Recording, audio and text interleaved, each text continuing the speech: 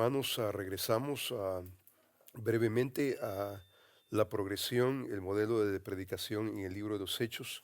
La semana pasada estuvimos tratando con el libro de los Hechos y me gustaría concluir esto, por lo menos para tener una imagen, un concepto un poco más claro de lo que pasa en el libro de los Hechos en lo que se refiere de la predicación. Hemos dicho que la progresión de la predicación en el libro de los Hechos se mueve no solamente en un concepto geográfico.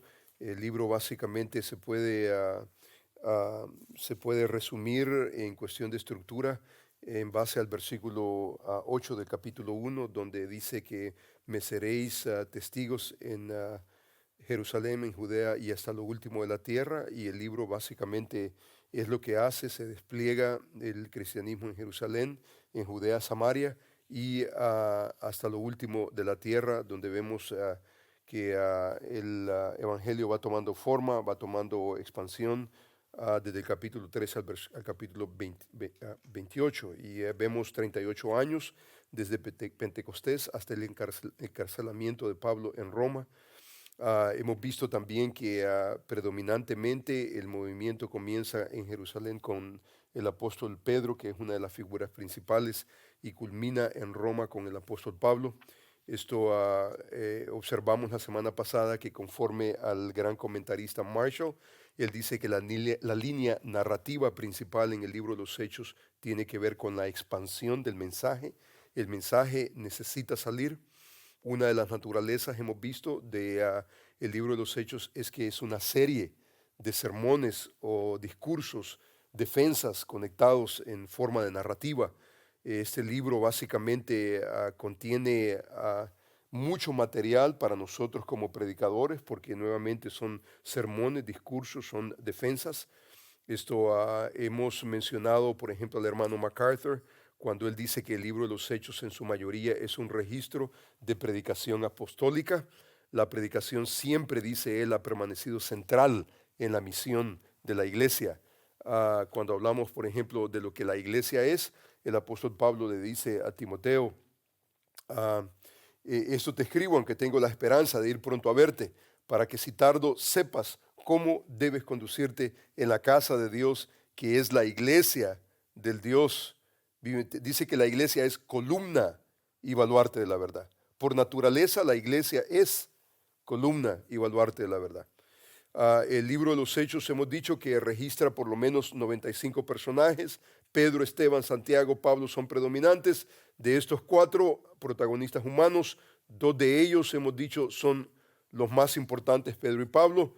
Hemos dicho también que el libro de los Hechos registra por lo menos 19 sermones, defensas de la fe, con el siguiente desglosamiento.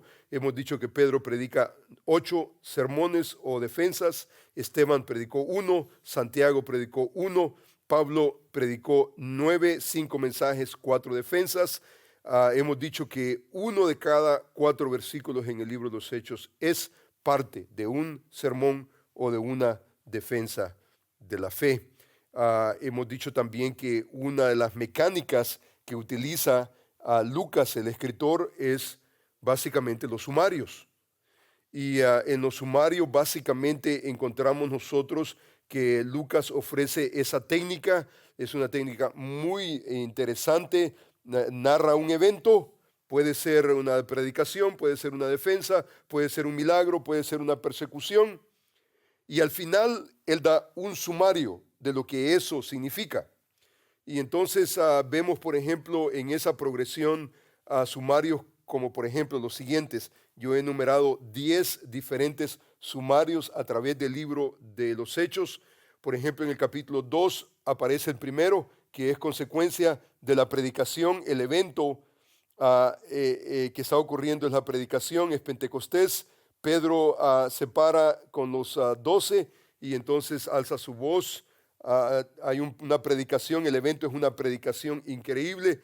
Y al final de esa predicación, en el versículo 41, dice: así que, usualmente esa conjunción, así que, y ahora, y, ese concepto de pero, son conjunciones en las cuales Lucas utiliza para poder resumir el evento, y dice, por ejemplo, en el capítulo 2, versículo 41, así que los que recibieron su palabra fueron bautizados, se añadieron aquel día como 3,000 personas, perseveraban en la doctrina de los apóstoles, la comunión unos con otros, el partimiento del pan, las oraciones. O sea que todo esto de Pentecostés y todo esto de predicación está redundando en un sumario, y el sumario es que recibieron la palabra, fueron bautizados, se añadieron, dice aquel día, como 3,000 personas.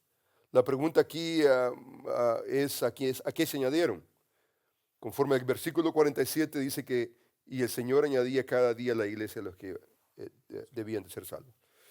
Dice el versículo, por ejemplo, capítulo 4, versículo 29, 31, y ahora dice, Señor, mira sus amenazas.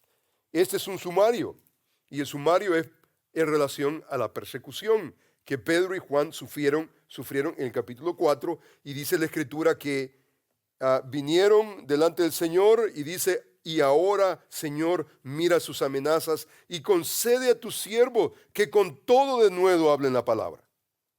Ellos no están orando por liberación, no están orando por protección, están orando diciendo, danos denuedo para hablar la palabra como es correcto hablar. Mientras extiendes tu mano para que se hagan sanidades, señales, prodigios, mediante el nombre de su santo Hijo Jesús. Cuando hubieron orado, el lugar en que estaban congregados tembló y todos fueron llenos del Espíritu Santo y hablaban con denuedo la palabra de Dios. O sea que si de alguna manera estamos confusos en cuanto al evento, lo que está ocurriendo, aquí está Lucas sumarizando. Y todo tiene que ver con ¿qué? Con la expansión de la palabra. La palabra está creciendo. Por ejemplo, en el capítulo 5, 42 encontramos, y todos los días en el templo y por las casas no cesaban de enseñar y predicar a Jesucristo. El capítulo termina de esa manera. El capítulo 6 comienza con un evento muy interesante. Capítulo 6, versículo 7 dice, y crecía la palabra del Señor. Y el número de los discípulos se multiplicaba grandemente en Jerusalén. También muchos de los sacerdotes obedecían a la fe. O sea que todo el evento narrado del versículo 1 al 6 termina con un sumario. Y el sumario tiene que ver con la prioridad de la iglesia. La palabra crecía. Y crecía la palabra del Señor. El número de los discípulos se multiplicaba. Dice sacerdotes, dice obedecían a la fe. Dice, por ejemplo, el capítulo 8, versículo 25, y ellos, habiendo testificado, hablado la palabra de Dios, se volvieron a Jerusalén, y en muchas poblaciones, dice, de los samaritanos anunciaban el evangelio. El sumario del capítulo 8, 25 tiene que ver no solamente con testificar, hablar la palabra de Dios, pero cuando volvieron, dice, a las poblaciones en que iban de los samaritanos, ¿qué es lo que hacían? Anunciaban el evangelio. En el capítulo 8, versículo 40, hay otro sumario, hay otro evento. Dice que pero Felipe se encontró en Azoto y pasando, dice que anunciaba el evangelio en todas las ciudades hasta que llegó a Cesarea, donde básicamente él termina su ministerio, donde se retira básicamente del ministerio. El capítulo 12, versículo 24 dice, pero la palabra del Señor crecía y multiplicaba. ¿Qué significa eso en una iglesia? Mire, por ejemplo, lo que dice el capítulo 16, versículo 5. Así que las iglesias eran confirmadas en la fe y aumentaban en número cada día. El capítulo 19, 20 dice, así crecía y prevalecía poderosamente la palabra del Señor. ¿Qué significa eso en una iglesia local? Que la iglesia crezca, que prevalezca la palabra poderosamente. ¿Qué significa eso? Por seguro no significa de vez en cuando, en una manera casual, traer la palabra del Señor. Dice que crecía, prevalecía poderosamente la palabra del Señor. El libro termina en el capítulo 28, usted se recuerda, es un evento que Lucas narra. Y termina el capítulo 28, el versículo 30 y 31 de la siguiente manera. Y Pablo permaneció 2 años enteros en una casa alquilada y recibía a todos los que a él venían, predicando el reino de Dios y enseñando acerca del Señor Jesucristo abiertamente y sin impedimento. O sea que este sumario que Lucas tiene en el libro de los Hechos es increíblemente importante. La palabra está siendo propagada, la palabra está creciendo, no solamente en Jerusalén, Judea, Samaria, pero hasta lo último de la tierra. Hermano Saúl. ¿Hay varios sumarios o hay una... Estos son distinguibles. Podríamos nosotros pensar tal vez en otros sumarios que definitivamente perfectamente bien se pueden distinguir, pero estos 10 sumarios que acabo de mencionar son 10 sumarios que son reconocidos en una manera contundente, fundamentales, claramente, sí. Entonces, entramos la semana pasada, por ejemplo, al aspecto de la predicación directamente del apóstol Pedro, la primera predicación, el primer discurso que él tiene en el capítulo 2, versículo 14 al versículo 40, y encontramos nosotros por lo menos 4 características de este sermón que, como dije la semana pasada, es un sermón ejemplar. Ustedes se recuerdan, Ken Hughes dice, por ejemplo, de este sermón, el primer sermón de Pedro es probablemente su mejor sermón. Aparte de los sermones de Jesús, ese es el mejor predicado, el mejor por el lugar que ocupa en la historia de la redención. Es el sermón inaugural en la economía de la gracia. Mejor en sus resultados, hubieron 3,000 convertidos, y mejor en virtud de ser un modelo para la predicación apostólica. Steve Lawson, por ejemplo, dice que la iglesia cristiana es amenazada con 2 peligros en relación a la predicación. Por una parte, la devaluación de la predicación, convirtiendo la predicación en algo simplemente superficial, social. Yo podría añadir, es básicamente un evento solamente de discurso público. La predicación no es eso. Pero por el otro lado, él dice que el peligro de la iglesia que enfrenta es básicamente la erudición, que básicamente termina paralizando al predicador en un análisis infructífero. No hay fruto en lo absoluto. Los 2 peligros están ahí. La realidad es que la predicación no se puede limitar a una conferencia, hemos dicho, no es solamente un discurso público. La predicación, nuevamente, como dice Martin Lloyd-Jones, es logic on fire. Importante que nosotros captemos ese concepto. En este sermón del apóstol Pedro encontramos por lo menos 4 elementos importantes que sugieren no solamente una explicación lógica de la teología, pero hay de por medio pasión.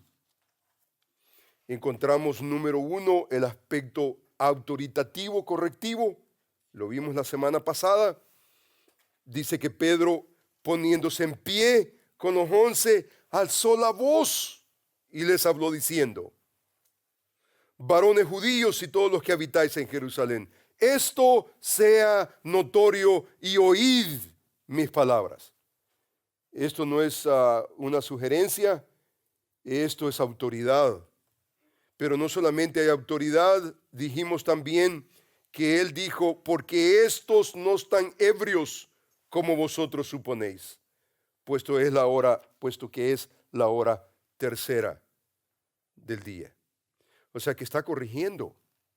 Él no tiene absolutamente ningún problema en corregir a su audiencia, porque la realidad es que la mayoría de la predicación actual, bíblica, por naturaleza, es correctiva.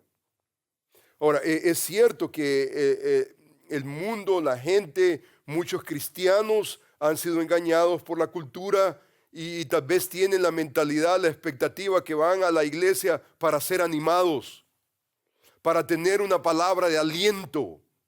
Pero usted y yo sabemos que en muchas ocasiones nosotros regresamos a casa tristes porque Dios nos ha hablado. Y eso es correcto. Eso es correcto. Muchas veces vamos con una expectativa falsa y el pastor, el predicador, el expositor nos ha corregido nuestra manera de pensar. La palabra predicada tiene ese elemento no solamente autoritativo, pero tiene ese elemento correctivo. Hemos dicho también que esta predicación goza de otro elemento, y es que es una predicación altamente bíblica.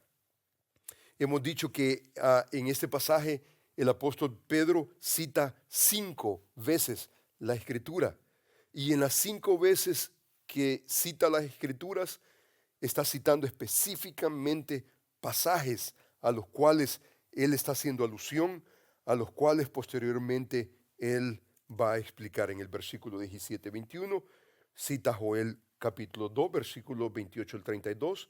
En el 25-28 está citando el Salmo 16, versículo 8 al 11. En el versículo 30 cita el Salmo 32, versículo 11. En el 31 el Salmo 16, 10. En versículo 34-35 el Salmo 110, 1. Y básicamente hace 5 cosas a medida que está citando la Escritura. Número 1, él lee el texto, introduce el texto, comienza leyendo el texto, algo que es genuino en Nehemías capítulo 8 con Esdras, en el capítulo 4 del libro de Lucas con Jesús, en 1 Timoteo capítulo 4 versículo 13, ¿qué le dice Pablo a Timoteo? ¿Qué le dice? ¿Se recuerda? Ocúpate en la lectura. Primeramente, antes de la enseñanza y la exhortación, procúrate en la lectura. O sea que la lectura tiene que leerse. Y usted se da cuenta que el versículo, mire conmigo en ese sermón, el capítulo 2, versículo, por ejemplo, 16 y 17. Mire qué interesante lo que encontramos. Lo que encontramos no solamente en el sermón, pero lo que Lucas también nos hace notar. Dice, por ejemplo, el versículo 16, mas esto es lo dicho por el profeta Joel. En los postreros días, ¿y después qué dice? Derramaré de mi espíritu sobre. Antes de derramar el espíritu, ¿qué dice? Dice Dios. Usted se da cuenta que Lucas nos hace notar. Aquí está Pedro citando. ¿A quién? A Joel. Pero para Lucas, lo que Joel citó, ¿qué cosa es? Es Dios hablando. Dios hablando. O sea que en el proceso Lucas nos está ayudando a entender nuestra teología, nuestra bibliología, el concepto que nosotros debemos de tener de la Escritura. Cuando Joel habla, Dios es el que está hablando. Pero usted se da cuenta que no solamente lee el pasaje bíblico, pero explica el versículo bíblico. Por ejemplo, en el versículo 22 comienza la explicación del versículo 22 al 24 con una culminación cristocéntrica. Mire, por ejemplo, en el versículo 22 dice, varones israelitas, oíd estas palabras. Jesús Nazareno, varón aprobado por Dios entre vosotros con las maravillas. Dice el versículo 29, varones hermanos, se os puede decir libremente del patriarca David que murió, fue sepultado y su sepulcro no está con nosotros hasta el día de hoy. Pero siendo profeta, sabiendo que con juramento Dios le había jurado que de su descendencia en cuanto a la carne levantaría el Cristo para que se sentase en su trono. Dice el versículo 36, sepa pues ciertísimamente toda la casa de Israel que a este Jesús a quien vosotros crucificasteis, Dios le ha hecho Señor y Cristo. ¿Qué es lo que está haciendo Pedro en el versículo 22 al 24? ¿Qué está haciendo en el versículo, por ejemplo, 36? Usted se da cuenta que lo que Pedro está haciendo es no solamente leyendo, citando, haciendo notar el Antiguo Testamento, pero está explicando el Antiguo Testamento. No solamente, usted observa, los pasajes se pueden verificar en base a exégesis, pero ¿cuál otro elemento utiliza el predicador Pedro en su sermón? Usted se da cuenta que está interpretando la Escritura no solamente exegéticamente, pero teológicamente.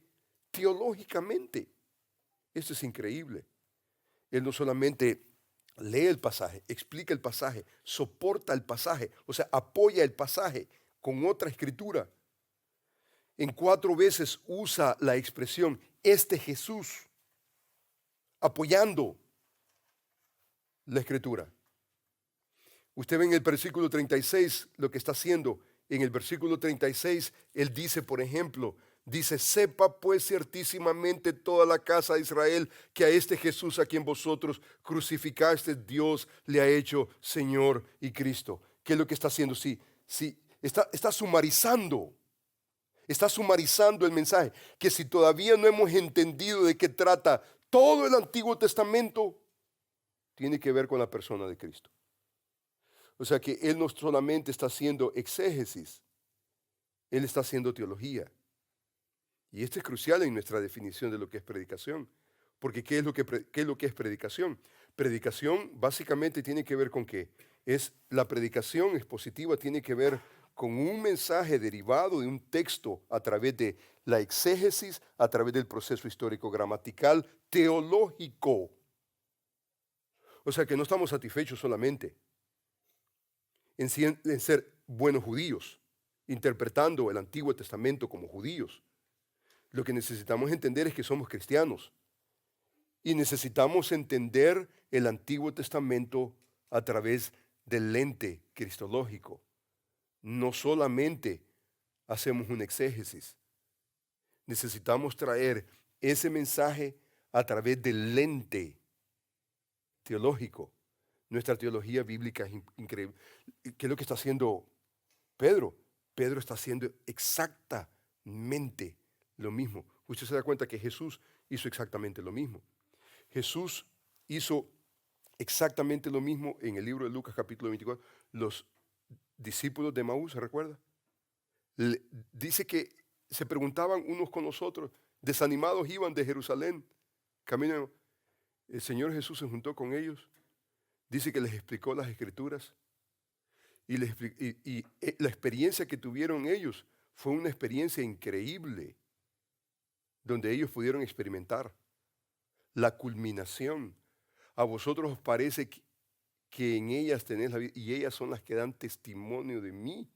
¿Qué cosa? El Antiguo Testamento es un registro cristológico. No tiene que ver con una religión judía. Tiene que ver con Cristo. Aquí el asunto que nosotros como predicadores necesitamos entender, que es una clase completamente en sí misma, es cómo nosotros descubrimos a Cristo en el Antiguo Testamento en una manera genuina, no en una manera falsa, no utilizando maneras falsas, sino genuinamente cómo nosotros arribamos a Cristo y cómo descubrimos a Cristo. Y hay maneras. Este no es el punto en este momento, pero usted se da cuenta que lo que está haciendo Pedro es no solamente leyendo, explicando, está apoyando el texto con otras porciones bíblicas, sumarizando. Y en el versículo 37, si usted observa, este pasaje tiene que ver con los imperativos.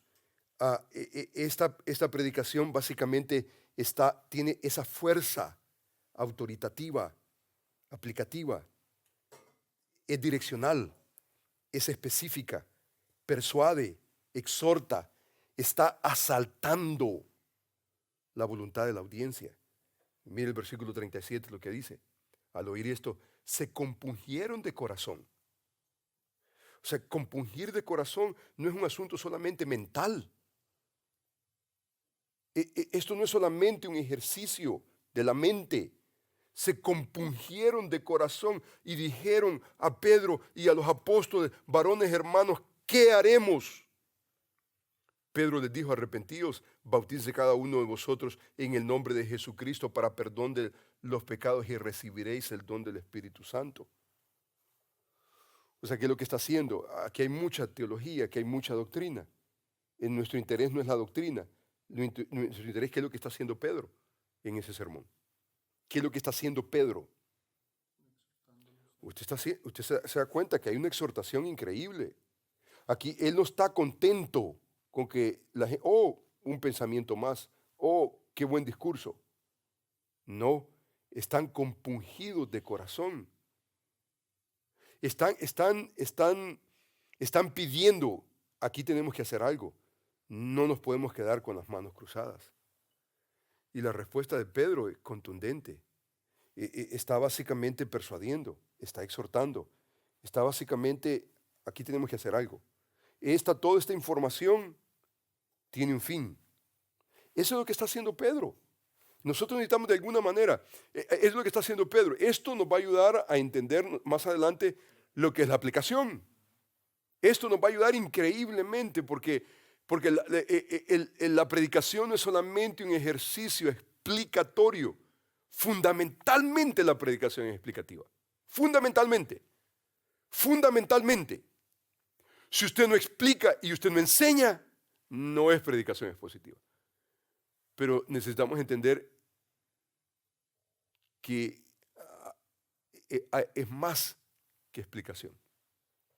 Sí vamos a leer el texto y sí vamos a explicar el texto y vamos a apoyar el texto y sí vamos a llegar a un punto donde no podemos sino estar impactados con la verdad. Entonces, si usted se da cuenta, para que hagan esos elementos, debe de existir de alguna manera, debe de haber fuerza.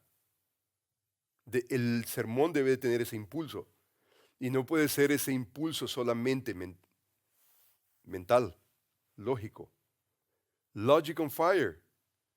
Fire tiene que ver con ¿qué? Ese empuje, esa exhortación, ese asalto a la voluntad. Yo no voy a estar contento hasta que tú termines donde la palabra exige que nosotros terminemos. Y no es solamente con satisfacer nuestra mente,